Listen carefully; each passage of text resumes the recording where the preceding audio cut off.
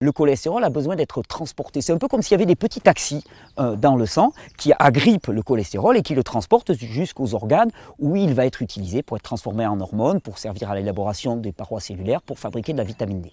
Et donc dans ces taxis, il y a des taxis qu'on appelle les taxis LDL et il y a des taxis qu'on appelle les taxis HDL. Les taxis LDL, ce sont les taxis qui partent du foie et qui amènent le cholestérol vers les organes. Les taxis HDL, ce sont ceux qui partent des organes et qui reviennent vers le foie. Comme on avait décidé de décréter que le cholestérol était un problème et que finalement il fallait le limiter, on a dit ceux qui partent du foie vers les organes, c'est le mauvais, donc c'est le LDL, et ceux qui partent des organes vers le foie, c'est le bon.